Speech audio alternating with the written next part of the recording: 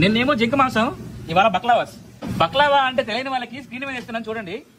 ఇక్కడ మనకి ఫ్రెష్ నెయ్యి దొరుకుతుంది, ఇట్లా డబ్బాల్లో పోసి నెయ్యి కొనుక్కోవాలి. ఇది ఆల్ పర్పస్ ఫ్లోర్ అండి, దీన్ని యూజ్ చేసే బక్లావాస్ చేయబోతున్నాం.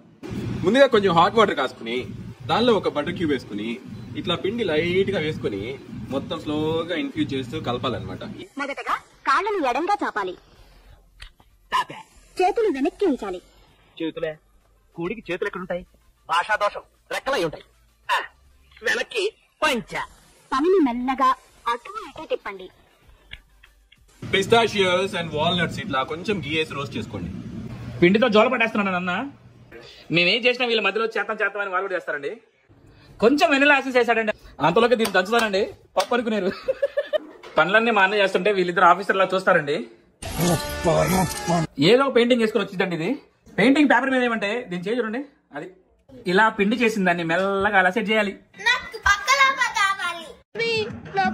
కావాలి. వద్దు బాబు, మీ నాన్నగారు చెప్పింది కరెక్ట్, దీంట్లో విషయం ఉంది. మరి మీరెందుకు తాగుతున్నారు? పసిపిల్లాడు అడుగుతుంటే ఎదబంకలు చెప్తారా? ఇవ్వండి. నెయ్యి స్లోగా ఇలా వేసేయండి. సబ్స్క్రైబ్ చేయండి ప్లీజ్. ఈ బొమ్మని నమ్మి చేయండి.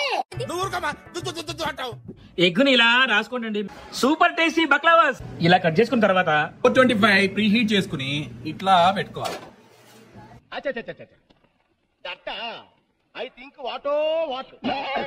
సింపుల్ సిరప్ కూడా చేసేసుకున్నాము.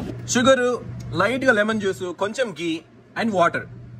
20 నిమిషాలకు అయ్యాక దీని లుక్ చూడండి ఎలా ఉందో. వావ్, వేడి వేడిగా బయటకు వస్తున్న బక్లావాస్. షుగర్ సిరప్ పైన చల్లుకొని ఏం తినాలంటే అది తినండి, ఎందుకంటే ఎప్పుడు పోవాలంటే అప్పుడు పోవాలంటే లెక్క. సౌండ్ వినండి ఫస్ట్.